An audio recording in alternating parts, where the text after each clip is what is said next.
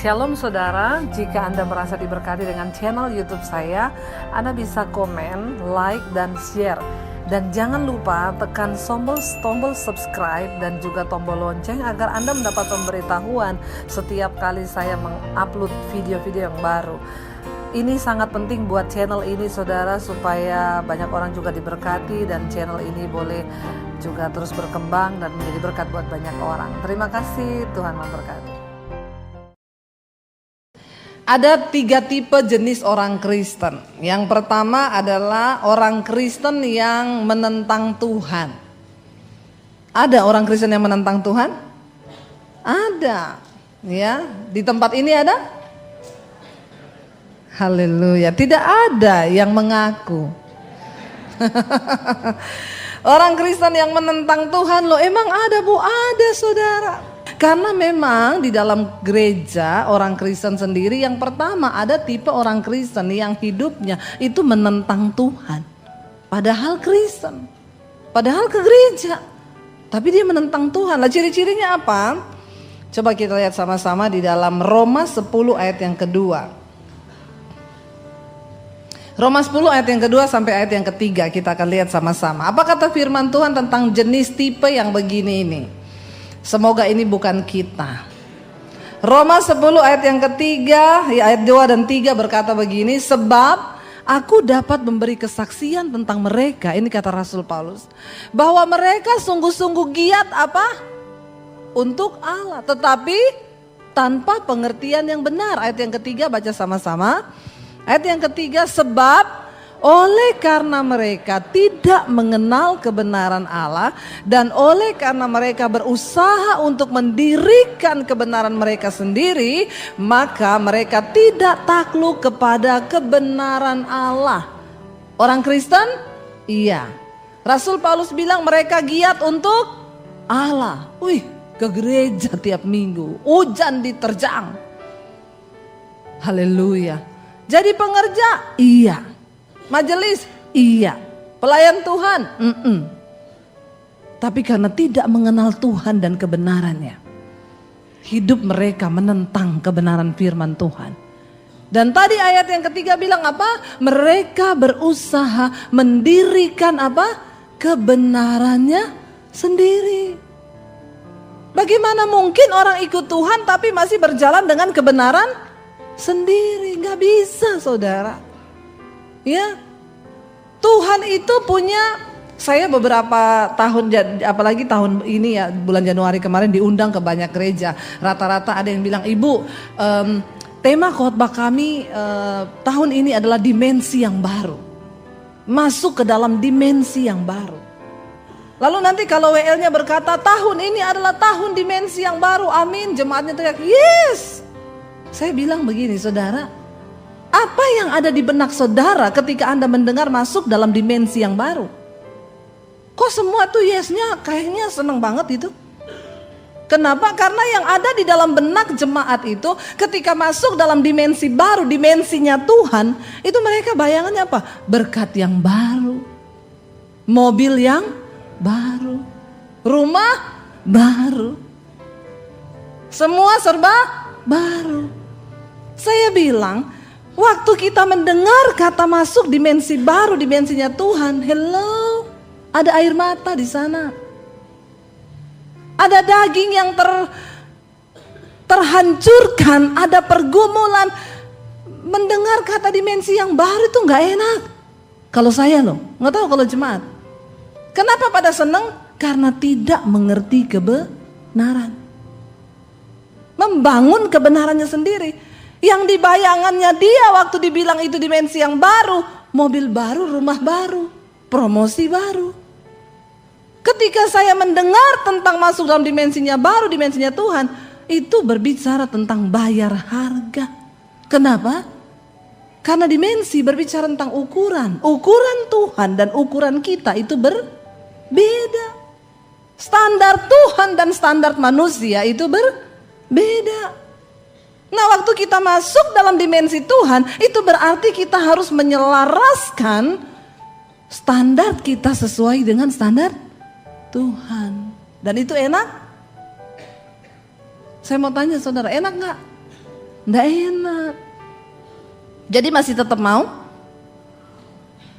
Haleluya, tepuk tangan buat jemaat yang luar biasa. Saya berdoa supaya saudara menjadi jemaat yang dewasa. Rasul Paulus bilang mereka berusaha membangun kebenarannya sendiri. Kenapa saudara datang ke gereja? Supaya saudara mendengarkan kebenaran firman Tuhan. Supaya lambat laun kita punya kebenaran diri itu mulai terkikis lalu digantikan dengan kebenaran Tuhan. Jangan jadi jemaat yang menentang Tuhan. Itu mendatangkan murka Tuhan atas hidup kita. Makanya ada orang-orang yang telepon konseling sama saya, Bu, saya sama suami sudah tidak cocok. Kenapa suami saya kasar, Bu, dia selingkuh, Bu, apa yang harus saya lakukan? Kalau kamu datang kepada saya dan bertanya seperti itu, maka saya akan kasih standar Tuhan. Mau tahu standar Tuhan untuk menghadapi suami yang seperti itu? Hai istri, jika ada seorang suamimu yang tidak bertobat, belum mengenal kebenaran, maka seorang istri yang sudah mengenal kebenaran harus memenangkan suaminya itu tanpa perkataan, hanya dengan perbuatan. Supaya suaminya melihat bagaimana saleh dan sucinya kelakuan istrinya, lalu dia tertarik untuk mengenal Tuhan. Lalu dia bilang begini, hah? Kayak itu, Bu? Nggak ada cara lain? Ada, berdoa, berbuat baik kepada suamimu. Nggak mau, Bu, saya mau cerai. Nah itu kebenaranmu. Kalau kebenaran Tuhan tuh begini. Nah saudara telepon saya itu kan karena pengen tahu standar Tuhan. Kalau mau bikin standar sendiri ndak usah telepon saya. Lakukan aja. Orang Kristen tuh saudara, aduh hidup ya, udah menentang Tuhan, sombong lagi. Ya, itu saya ketemu orang-orang model begini rasanya mau saya baptis ulang, direndam agak lama 15 menit supaya dia buka mata langsung di rumah Bapa di surga. Lebih baik tubuhnya binasa tapi jiwanya selamat. Ada bapak-bapak telepon saya, Bu, istri saya tidak melayani saya sudah bertahun-tahun. Dalam hal apa? Segala hal. Terus saya sudah berdoa membawa kepada Tuhan, Bu, saya tertekan dengan masalah ini. Mungkin Bapak pernah bikin salah kepada istri sampai istrimu kepahitan. Iya, dulu sih saya pernah bikin salah. Saya berselingkuh. Ya udah Bapak obati hati istrimu. Karena tidak mudah sebuah pengkhianatan itu akan diampuni, itu nggak gampang. Ya, karena hatiku ini bukan terbuat dari besi dan baja. Hatiku ini bisa remuk dan hancur. Ya. Jadi tolong Bapak itu merendah, buktikan sama istrimu bahwa Bapak sudah bertobat. Udah, Bu, ya. Tapi buktinya dia juga tidak mau memaafkan saya. Ya berarti Bapak belum membuktikan secara nyata. Nggak apa-apa, pelan-pelan Pak. Jadi begini Ibu, saya kan sudah menyerahkan ini sama Tuhan. Saya bilang Tuhan tunjukkan jalanmu buat saya. Apa yang harus saya lakukan dengan rumah tangga saya. Saya berdoa begitu Ibu. Tuhan kirim wanita lain. Haleluya enggak saudara? Bikin jalan. Dulu kerja di PU Bina Marga kayaknya. Makanya sukanya bikin jalan. Saya bilang siapa yang kirim Pak? Tuhan Bu. Itu setan yang kirim. Orang Kristen sekarang suara Tuhan dibilang suara setan. Suara setan dibilang suara karena tidak mengenal kebenaran. Sukanya bikin kebenaran sendiri, mendirikan. Itu tadi Rasul Paulus bilang kan, mereka berusaha mendirikan kebenarannya sendiri. Ngeri gak? Saya bilang, Pak, itu bukan Tuhan yang kirim loh, itu setan. Tapi Bu, perempuan itu senasib sama saya. Dia juga disia-siakan oleh suaminya. Tapi bukan berarti jadi dia Bu, dia baik sama saya, dia perhatian kepada saya, dia mengasihi saya dibanding istri saya itu. Jadi sehati serasa, senasib sepenanggungan. Ya saya bilang hebat sekali saudara ya. Saya bilang gak boleh Pak, Bapak harus kembali kepada istri untuk bersatu. Enggak Bu, saya mau ceraikan istri saya. Saya juga kan layak untuk berbahagia Bu. Saya sama wanita ini berbahagia. Dia manis, dia baik. Saya bilang itu masih bulan promosi. Nanti kalau udah habis iklannya, dia lebih gila dari istrimu. Amin Bapak-bapak. Bapak-bapak bilang amin yang kencang. Istri yang terbaik yang ada di sampingmu itu istrimu, bapak-bapak. Jangan mau lihat-lihat lagi yang di luar sana. Pelakor itu memang manis di mulut.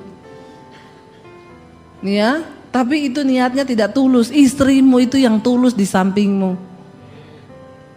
Aminnya tolong agak rela gitu. Ya, jangan bikin kebenaran sendiri.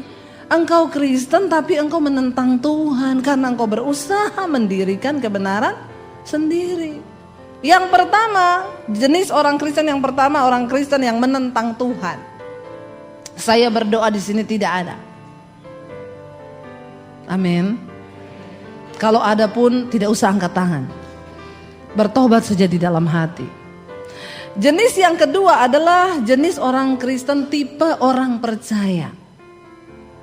Mulai agak manis ini, ya, percaya. Tapi apakah itu berkenan? Coba kita lihat di dalam Yakobus. Yakobus 2 ayat 19 dan ayat 20. Apa kata firman Tuhan tentang orang yang percaya? Baca sama-sama.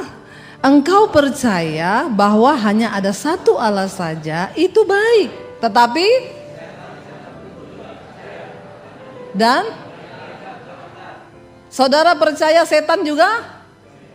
Jadi kalau level imanmu cuma percaya berarti satu level sama? Amin apa amin? Ayat 20 bilang apa? Coba kita baca. Ayat 20, hai manusia yang bebal, maukah engkau mengakui sekarang bahwa iman tanpa perbuatan adalah iman yang kosong? Kristen percaya banyak. Waktu dengar janji Tuhan langsung percaya dia. Apa-apa tuh percaya. Tapi kelakuan urusan belakangan, pokoknya percaya. Ayat ini cukup menemplak kita. Dikatakan engkau percaya hanya ada satu Allah, itu baik. Baik. Kita percaya Tuhan, hanya ada satu Tuhan, itu baik. Tetapi ada tetapinya, setan-setan pun juga percaya akan itu dan mereka gemetar. Malah mungkin setan levelnya lebih tinggi dari kita. Kenapa setan percaya dan kita percaya dan tidak? Aduh Tuhan, ampuni Tuhan. Ya, ini Kristen percaya loh. Biar kita buka-bukaan aja sekarang, belak-belakan aja. Supaya kita tahu level iman kita ada di mana. Jangan main-main lagi dengan iman kekristenan kita. Waktunya sudah begitu singkat. Orang Kristen tipe percaya itu, ya, ini kan banyak virus nih saudara. Ya, corona lagi merajalela. Lalu orang Kristen yang cuma tipe percaya jadikan ayat sebagai jimat. Mazmur 91. Diperkatakan itu, ditulis taruh di dompet.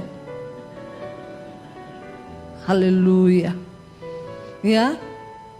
Pokoknya Mazmur 91 gini loh saudara, gini ya. Itu ayat Alkitab bilang iman tanpa perbuatan tuh mati. Bagus engkau percaya, Tuhan bilang itu baik, itu baik. Tapi iman tanpa perbuatan itu mati. Mazmur 91 itu indah banget memang kita baca.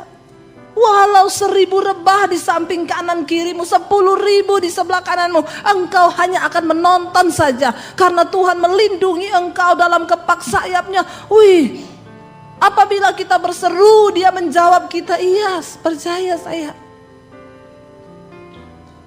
Tapi ada syaratnya. Nanti kita akan bahas setelah ini. Saya cuma lagi bahas Kristen percaya ini. Kalau dengar firman cepet dia. Pendeta bilang, Anda pasti diberkati. Amin. Yaitu tadi, masuk dimensi baru. Amin. Yes. Percayanya kebablasan, non-rem. Jadi nabrak kanan kiri, nggak ngerti. Itu baik, kata firman Tuhan. Tapi setan juga percaya. Jadi jangan mau satu level sama setan. Nah ini Kristen yang ketiga ini. Nah kita mau mencapai di sini adalah Kristen yang mengenal Tuhan. mengenal hati Tuhan. Ya. Di sana dikatakan, coba kita baca sama-sama Galatia 4 ayat yang ke-8. Saudara, tahu dan mengenal itu beda. Ada banyak orang Kristen tahu tentang Tuhan, tapi hanya sedikit yang mengenal Tuhan. Kalau tahu itu cuma tahu, tapi mengenal itu punya hubungan. Ya, coba kita lihat Galatia 4 ayat yang ke-8, baca sama-sama. 1, 2, 3. Dahulu ketika kamu tidak mengenal Allah, kamu memperhambakan diri kepada Allah-Allah yang pada hakikatnya bukan Allah. Ya. Lalu ayat yang ke-9 bilang apa? Tetapi sekarang setelah kamu mengenal Allah, atau lebih baik sesudah kamu dikenal Allah, bagaimanakah kamu berbalik lagi kepada roh-roh dunia yang lemah dan miskin dan mau mulai memperhambakan diri lagi kepadanya? Orang yang sudah mengenal Allah tidak lagi melakukan perbuatan-perbuatan mengikuti roh-roh dunia yang miskin itu. Masih hidup dalam kedagingan, masih hidup dalam hawa nafsu.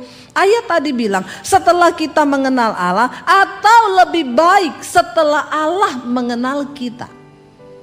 Karena banyak orang ngaku-ngaku mengenal Tuhan, padahal tidak dikenal Tuhan. Mengerikan. Yesus berkata, nanti aku akan datang kembali. Orang-orang bilang, Tuhan, aku melakukan mujizat demi namamu, aku sembuhkan orang, aku doakan orang mati bangkit demi namamu. Tuhan bilang, enya engkau, aku tidak mengenal engkau. Ada orang itu terlalu GR. Dia pikir dia dikenal Tuhan karena melakukan kegiatan-kegiatan rutinitas rohaninya tadi. Mereka giat untuk pekerjaan Allah. Yaitu yang dulu saya pernah tanya, ada sopir Grab. Dia bilang, ibu mau kemana? Mau ke gereja. Gerejanya jauh banget bu, saya pendeta. Makanya saya diundang, jauh gerejanya. Oh, dia bilang, saya juga orang Kristen bu. Lah kamu nggak ke gereja? Lah kenapa ke gereja bu? Saya tuh ke gereja setahun sekali kalau Natal. Terus saya bilang, loh kamu nggak cari Tuhan? Jawabannya gini saudara, cari Tuhan. Tuhan kok dicari-cari, Tuhan itu di hati. Ini kayaknya berhikmat banget loh saudara. Saya dengar itu langsung kelepek-kelepek. Wih, mantap ini orang ya, keren loh. Ya, iya saudara, langsung dia skakmat saya. Saya bilang, lah nggak ke gereja bang? Ngapain ke gereja bu? Cari Tuhan. Tuhan kok dicari-cari. Tuhan itu di hati. Terus dia sambung, saya bu, walaupun mabuk, saya putar lagu rohani.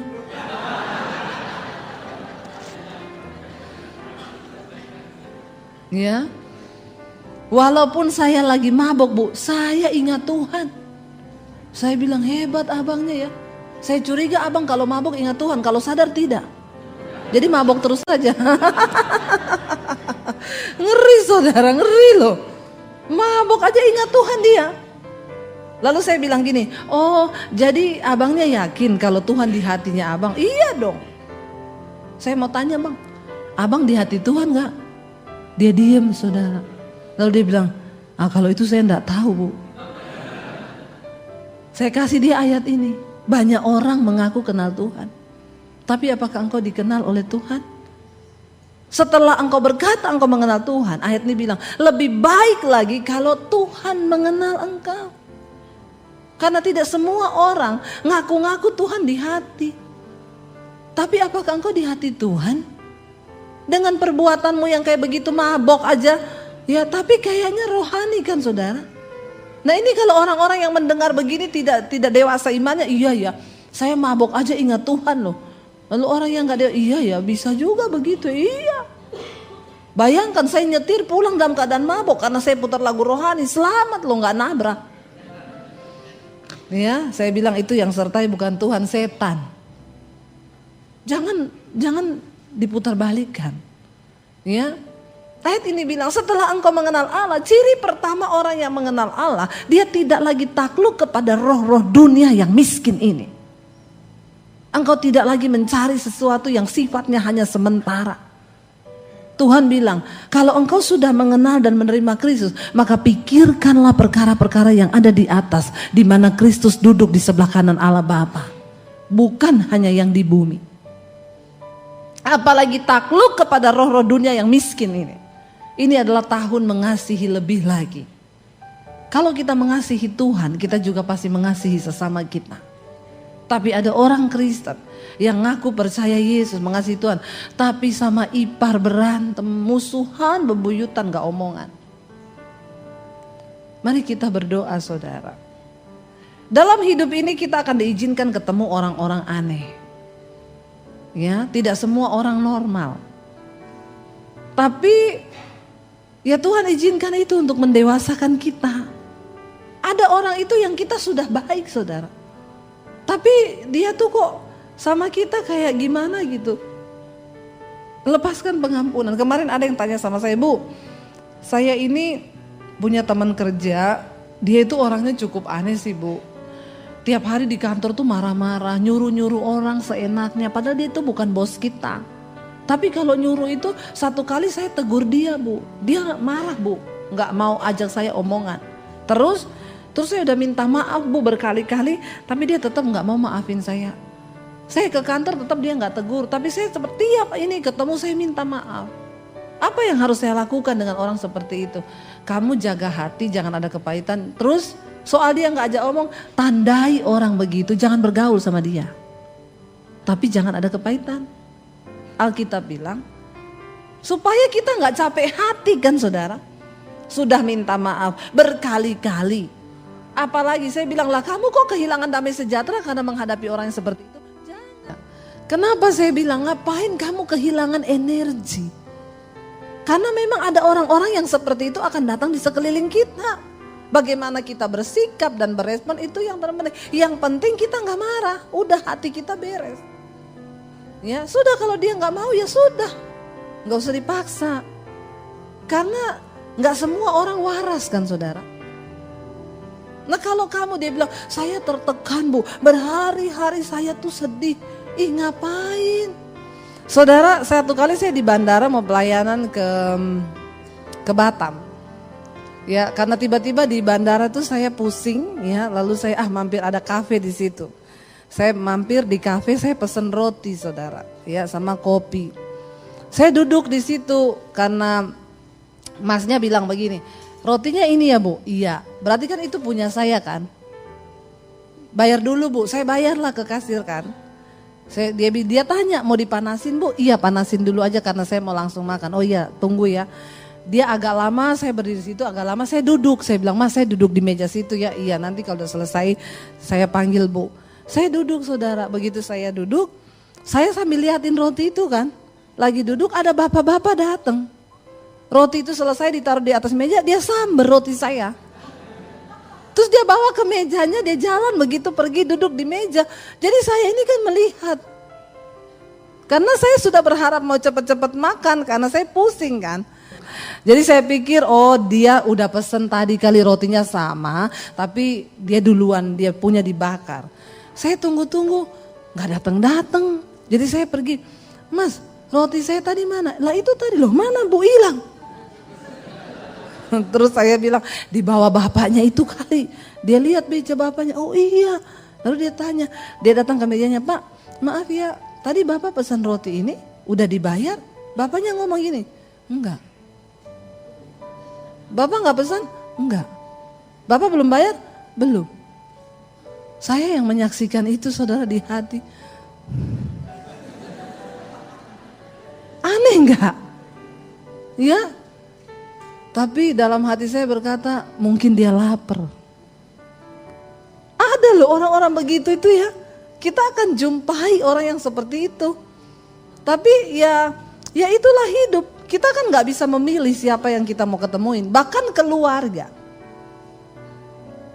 Ada keluarga, saudara. Waktu kita susah diomongin. Kita seneng diomongin. Sampai ada orang bikin statement begini. Percayalah 95% orang di sekelilingmu itu diam-diam membencimu. Waduh, itu survei yang mengatakan.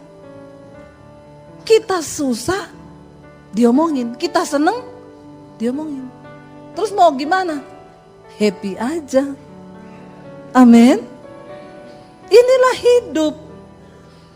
Bagaimana kita bersikap, saya bilang sama ibu itu, ya jangan terpengaruh. Ibu tetap melayani, tetap ini, tapi ya udah nggak usah bergaul sedekat dulu lagi. Malah bersyukur sekarang ibu jadi tahu karakter dia yang asli. Saudara, ya bagaimana kita menjadi orang yang dikenal oleh Tuhan, ya. Saya berdoa supaya jemaat di tempat ini bukan menjadi jemaat yang menentang Tuhan, bukan hanya menjadi jemaat yang percaya, tapi sungguh-sungguh mengenal Tuhan sampai kedalaman hatinya. Saya dulu waktu diusir dari rumah, kan saya ada di tempat kos di Kota Palu. Di kos-kosan itu saya menggerakkan doa pagi, saya menggerakkan doa malam setiap hari. Ya karena saya nggak ngapa-ngapain, mereka anak kuliah yang mau aja. Enggak dipaksa. Siapa yang mau doa, pokoknya kita jam 5 pagi sudah berdoa. Siapa yang mau doa malam, kita jam 7 malam ada doa. Lalu ada doa puasa. Padahal itu bukan sekolah Alkitab. Itu bukan pastori. Tapi saya tergerak aja bikin begitu karena saya rindu supaya kita lebih mengenal Tuhan. Anak-anak kos itu menyerahkan dirinya kepada Tuhan. Lalu di situ saudara banyak karunia-karunia rohani yang terjadi. Kita bukan orang yang pintar-pintar, yang punya ilmu tentang Tuhan, enggak. Kita cuma anak-anak kos yang enggak punya apa-apa tapi punya hati untuk cari Tuhan. Lalu satu kali teman saya bernubuat buat saya lagi dalam suasana doa, ada hadirat Tuhan, dia berkata begini. Tiba-tiba dia berbahasa roh, lalu dia bernubuat untuk saya, dia bilang, "Aku akan memilih engkau untuk menjadi hambaku." Kenapa? Karena engkau bukan hanya engkau bukan hanya peka mendengar suaraku, tapi engkau mengenal isi hatiku. Habis itu saya merenungkan itu. Bukan hanya peka mendengar suara, tetapi mengenal isi hati. Itu kita masuk lebih dalam lagi kepada Tuhan. Sekarang itu orang mendengar suara Tuhan aja bingung saudara. Saya itu pelayanan lewat channel YouTube saya itu memang. Jadi beberapa waktu yang lalu itu saya dapat suara Tuhan begini, ambil alih dunia media. Karena hari-hari ini dunia media itu berkembang luar biasa. Warnai dunia media, beritakan Injilku. Saya nggak kepikiran jadi YouTuber apalah, enggak. Cuma dari sebuah kerinduan Tuhan di hati saya. Yang Tuhan bicara itu dia sampaikan kerinduan hatinya untuk saya ambil alih dunia media. Orang-orang dari agama lain itu mulai menghubungi saya lewat telepon. Ibu, saya bukan orang Kristen, tapi saya nonton khotbahnya ibu karena saya mencintai kebenaran. Ada orang datang dari luar negeri, saya mau dibaptis ibu-ibu. Saya datang sama suami saya mau dibaptis bu. Saya bilang, tapi mau dikeluarin surat, nggak usah pakai surat, saya cuma mau menggenapi kehendak Tuhan. Dari Singapura, baptis di hotel, pulang lagi ke Singapura. Saya dengerin khotbah ibu di YouTube. Wow, datang minta dibaptis. Saya melihat bagaimana Tuhan bekerja. Yang dari homo, ya pelakor, hidup dengan suami orang. Majelis yang jatuh dalam persinahan. Tuhan jamah, Tuhan lawat. Mereka mulai bertanya, ibu kasih tahu jalan Tuhan, saya mau bertobat. Saudara lihat, waktu kita nangkap dengan apa yang Tuhan mau. Jadi bagi saya itu, kekristenan itu bukan sekedar agama yang cuma Tuhan itu masih berbicara sampai hari ini, amin. Saudara percaya bahwa Tuhan masih berbicara? Yes, dia Tuhan yang hidup. Dan dia pasti memberitahukan rencananya atas hidupmu. Kenapa? Rencana Tuhan atas hidup kita tidak bisa diwakili oleh siapapun.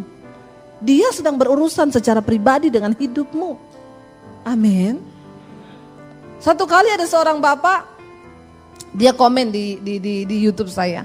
Saya khotbah, saya bilang gini, lalu saudara, waktu saya lagi marah, tiba-tiba Tuhan bicara di hati saya, jangan marah. Terus dia komen begini, situ bisa dengar suara Tuhan ya, dukun apa pendeta lu? Wah, saya baca komennya begitu. Saya balas, saya bilang, Pak, jadilah sesuai imanmu. Kalau Bapak percaya bahwa Tuhan sanggup berbicara bagi kita anak-anaknya, Bapak akan mengalami. Tapi kalau tidak, Bapak tidak akan pernah mengalami. Ada yang komen, hah, pendeta pinter ngomong padahal tidak menjadi pelaku firman. Kenapa rambutnya pendek? Haleluya. Saya bilang, Pak, saya itu rambut pendek begini karena saya tunduk kepada suami. Justru saya melakukan firman. Kenapa? Suami saya gak suka saya rambut panjang, gak boleh. Berapa kali saya coba panjangin, baru segini dia bilang, potong. Say, please saya pengen panjang. Gak usah, gak bagus, kamu cantik pendek. Jadi dia kalau belai gak usah panjang-panjang, cuma cukup sayang. Kalau pendek kan belayannya panjang, kalau panjang kan sayang ya. Kalau gini kan cuma sayang, udah selesai, nggak alay lebay. Ya, sampai dulu saya saking pengen rambut panjang, saya pergi hair extension saudara. Saya pikir gini, mungkin karena dia belum lihat saya rambut panjang, jadi dia nggak bolehin. Tapi kalau dia sudah lihat pasti dia bolehin. Anak saya 3 perempuan, rambutnya panjang semua. Iya mam, kita dukung mami, cepet sambung rambutnya mam. Saya pergi ke salon, nunggu berjam-jam saudara. Dengan harapan bikin surprise untuk suami. Rambut saya disambung sampai panjang, udah mirip Arsyanti. Masalah buat lo, kayaknya ketawanya mengejek loh. Udah kriwil-kriwil saudara. Saya pulang, anak saya, mami cantik banget. Saya gini, iya dong, princess. Lalu masuk rumah, suami saya lihat saya, dia teriak, hah? Saya bilang, cantik kan saya? Kayak bencong. Aduh, tidak seindah. Dia langsung bilang gini, sekarang juga balik copot. Anak saya yang nangis, yang kecil, ih papi please deh, mami tuh cantik tahu rambutnya panjang. Saya bilang, iya say, aku udah seharian loh ini pasang ini, masa balik lagi di sana? Please, saya bilang sebulan deh. Kata anak saya, iya pap sebulan aja. Dia bilang ya udah. Malam-malam tidur saudara, dia mau peluk saya, tiba-tiba dia teriak. Ya, udah mau tidur mau peluk, wah kata dia, kenapa say? Bener kayak peluk bencong, copot deh copot. Jadi terpaksa, tidak bisa 1 bulan, tidak bisa 1 minggu, cuma 1 hari. Besoknya saya copot. Ya, jadi jangan bilang saya tidak melakukan firman lah ya. Kayaknya juga Tuhan tidak melihat dari penampilan. Ada komen-komen yang begitu. Lalu Bapak itu saya bilang gini, Pak, Bapak harus mengalami Tuhan supaya Bapak bisa mendengarkan suaranya. 1 kali dia inbox saya saudara, minta nomor HP. Tiba-tiba masuk di HP saya, Bu, saya ini orang pintar. Saya bilang, sering minum tolak angin? Orang pintar minum tolak angin. Ya, dia bilang, enggak Bu, saya sekolah di Amerika. Saya pernah sekolah di Australia. Titel saya titel luar negeri semua. Belajar tentang Tuhan, saya ikut seminari, sekolah-sekolah kenabian, saya pengen mempelajari Tuhan. Tapi saya dengar khotbah ibu yang judulnya Hidup Menyatu dengan Tuhan. Di situ saya tertemplak Bu, ketika saya mendengar ibu bilang begini, banyak orang ingin mempelajari Tuhan, tetapi saya mau bilang Tuhan itu gak bisa dipelajari tapi harus dialami. Lalu dia bilang sama saya, Bu, itu saya. Dan ketika saya berhasil mempelajari Tuhan, ilmu saya bertambah. Ternyata saya jadi arogan. Saya merasa saya yang paling benar dan semua orang salah. Tapi benar Bu yang ibu ngomong, satu kurangnya saya Bu, apa? Saya belum mengalami Tuhan. Saya bilang, sehebat apapun ilmu yang Bapak punya tentang Tuhan, kalau engkau belum mengalami Tuhan, gak bisa ngomong. Amin. Karena Tuhan tuh gak bisa dipelajari tapi dialami. Lalu saya bilang sama dia, Pak, saya bukan orang pintar Pak. Saya tidak punya cukup ilmu tentang Tuhan. Saya hanya seorang bodoh yang waktu itu mau mengakhiri hidup saya dengan cara bunuh diri. Lalu saya merendahkan diri dan berkata, Tuhan, siapa engkau? Sebelum saya mati bunuh diri, saya pengen mengenal engkau ciptaan saya, yang pencipta saya.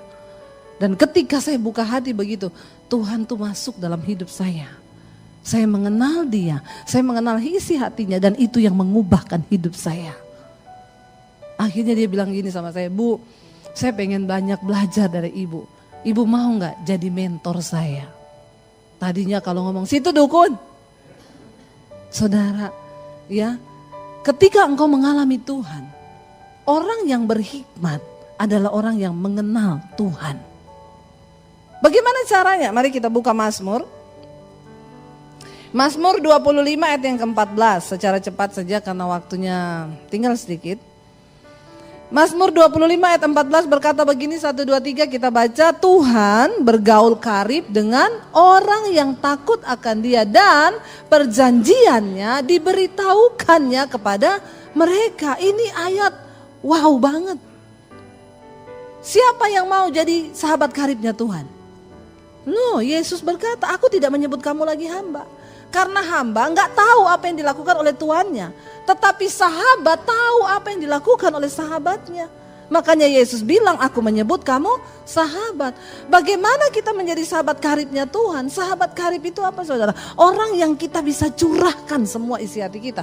Nggak sembarang orang bisa terbuka loh. Kalau kita nggak mengenal Dia dengan benar, kita nih nggak mau kan terbuka kepada Dia. Bener nggak? Saudara punya nggak sahabat karib di hidupmu? Satu kali saya bilang sama suami saya gini, orang-orang di luar sana itu punya sahabat karib loh. Terus saya tanya sama suami saya, kamu siapa sahabat karibmu? Kan kamu perlu curhat juga. Lalu dia bilang sama saya gini, kamu enggak kenal sahabat karib saya? Enggak, siapa? Lah kamu kan sahabat karibku. Oh iya ya, saya juga enggak punya sahabat karib. Sahabat karib saya suami saya. Harusnya itu yang benar. Amin. Jangan bapak-bapak sahabat karibnya istri tetangga. Nah ini bahaya. Saya cocok kalau curhat sama dia. Hati-hati loh saudara. Atau teman kantor. Ya sahabat karib kita ya pasangan kita.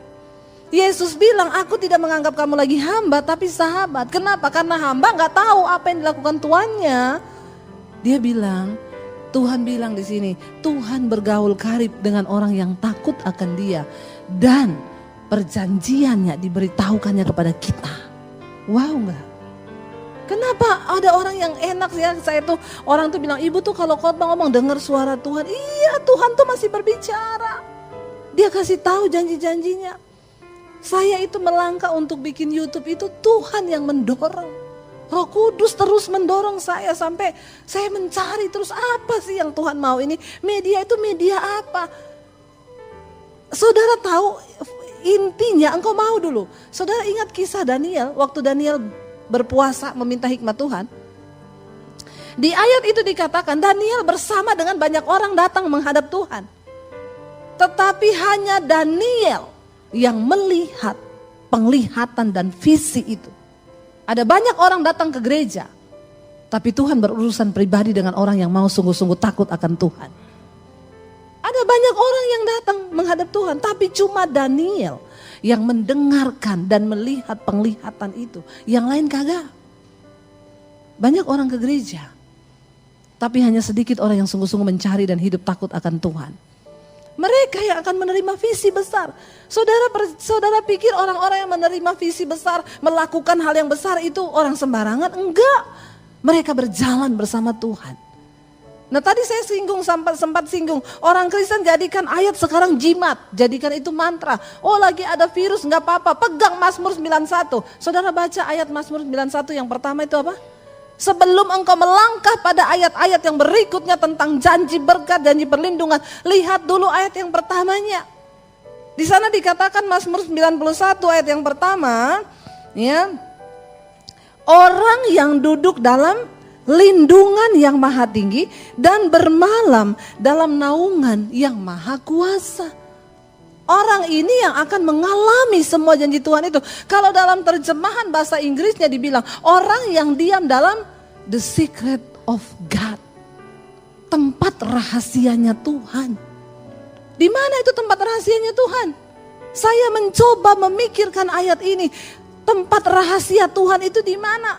Lalu Roh Kudus mulai kasih saya pemahaman. Ya. Tempat rahasianya Tuhan itu di mana, saudara? Ketika engkau berjalan melakukan kehendak Tuhan. Ketika engkau berjalan di dalam visinya. Ketika engkau berjalan dalam menggenapi kehendaknya. Engkau sedang berada dalam tempat rahasianya Tuhan. Kenapa? Karena Tuhan itu memberitahukan rahasianya kepada orang-orang yang takut akan Tuhan. Wow. Waktu kita berjalan dengan tuntunan Tuhan, kita sedang berada di dalam tempat rahasianya Tuhan. Dan ayat ini berlaku bagi mereka yang hidup menggenapi visi Tuhan. Yang hidup menggenapi kehendak Tuhan. Waktu kami kecelakaan mobil satu keluarga, saudara dengar kesaksian saya, mobil kami hancur 80%. Dari pihak asuransi ngomong, Bu, mobil dianggap hilang. Kenapa? Tidak ada satupun bengkel yang mau perbaiki, itu sudah hancur lebur. 80%. Anak saya tidur di bagian belakang. Itu mobil hancur dari belakang sampai ke tengah. Mobil kami terbalik pindah ke jalur sebelah di tol. Kami berlima di dalam satu mobil. Tidak ada luka satu goresan pun. Wow enggak? Kita berada di dalam secret of God, di dalam tempat rahasianya Tuhan. Orang-orang yang berjalan menggenapi visi Tuhan, orang-orang yang berjalan menggenapi kehendak Tuhan, mereka sedang berada di dalam tempat rahasianya Tuhan. Saya berdoa kita di sini bukan cuma jadi orang Kristen yang datang duduk diam pulang. Hidupmu gak pernah berubah. Jangan punya level yang sama dengan levelnya setan, cuma percaya sama Tuhan. Tapi mari kenali isi hati Tuhan. Dia Tuhan yang masih berbicara sampai hari ini. Dia Tuhan yang masih, kita baca satu ayat yang terakhir. Mazmur 91 ayat 14. Ini juga kuncinya Mazmur 91. Jangan cuma dipakai Jumat. Ya, Mazmur 91 ayat 14 berkata apa? Sungguh apa? Hatinya melekat kepadaku. Maka aku meluputkannya, aku membentenginya sebab ia mengenal namaku. Engkau jadi Kristen, hatimu tidak melekat, hatimu tidak mengenal, cuma tahu tentang Tuhan. Kuncinya apa? Mengenal Tuhan. Bagaimana mengenal Tuhan? Hatimu tuh melekat pada Tuhan. Ketika satu saat engkau diperhadapkan untuk bersinah, engkau hatimu melekat, Tuhan enggak. Aku tidak akan pernah menyakiti hati Tuhan dengan melakukan dosa kenajisan. Ketika engkau didapat kesempatan untuk nyolong, untuk nyuri uang orang, engkau akan berkata, enggak, aku tidak akan pernah melukai Tuhan. Kenapa sampai hari ini saya memilih tidak berselingkuh? Saya bisa enggak berselingkuh? Bisa. Godaannya ada? Banyak. Kenapa saya tidak berselingkuh? Bukan cuma karena takut tidak masuk surga. Bukan cuma takut masuk neraka. Saya enggak mau menyakiti hati Tuhan. Kenapa? Saya tahu hati Tuhan. Saya mengenal hatinya. Bahkan orang yang mengenal hati Tuhan, engkau gak akan tega lihat jiwa-jiwa di luar sana yang sedang terbengkalai dan tidak ada satupun yang pergi kepada mereka. Maaf saudara, engkau dipanggil bukan cuma jadi orang Kristen datang duduk diam pulang duduk di kursi gereja. Engkau dipanggil untuk menjadi penuai-penuai jiwa. Masih banyak tempat kosong di tempat ini. Ayo pergi selamatkan jiwa tetanggamu, orang tuamu, iparmu, saudaramu. Setidaknya bawa mereka dalam doa. Selama masih ada waktu. Itu hati Tuhan. Itu hati Tuhan. Kenapa saya masih rela datang? Ada orang dengar di YouTube saya, ibu mau gak datang berdoa di rumah saya, Bu? Rumahnya di mana? 2 jam dari Jakarta. Perginya tok, pulangnya 2 jam. Saya gak mampu berobat di rumah sakit, Bu, karena saya gak punya BPJS. Jadi saya di rumah, saya kena kanker, sekarang terbaring. Saya bilang sama suami saya, antar saya pergi ke sana. Ada orang yang dengar bilang gini, ibu masih mau datang besuk-besuk begitu? Dan itu kan bukan jemaat ibu. Iya, saya gak terima perpuluhan dari mereka. Kenapa saya mau pergi? Itu hati Tuhan. Saya menangis bersama dia. Bagaimana merasakan sakitnya, yang dia bilang, ibu doakan saya mati, Bu. Saya gak tahan dengan sakit ini, kanker yang sudah menyebar sampai ke tulang-tulang saya. Setiap malam saya cuma berdoa minta mati, tapi kenapa Tuhan gak kasih saya mati? Dia bilang, saya bersyukur bisa kenal ibu mau datang. Kayaknya cuma ibu hamba Tuhan yang mau datang injak rumah saya. Air mata saya menetes. Tuhan bilang, ini hatiku. Makanya Yesus berkata kepada murid-muridnya, ketika aku sakit engkau menjenguk aku. Ketika aku di penjara engkau datangi aku. Mereka bilang, Tuhan kapan engkau masuk penjara? Kapan engkau sakit? Yesus bilang, apa yang engkau lakukan bagi sesamamu manusia, itu engkau lakukan buatku. Ayo saudara, kenali hati Tuhan. Mari kita bangkit berdiri bersama.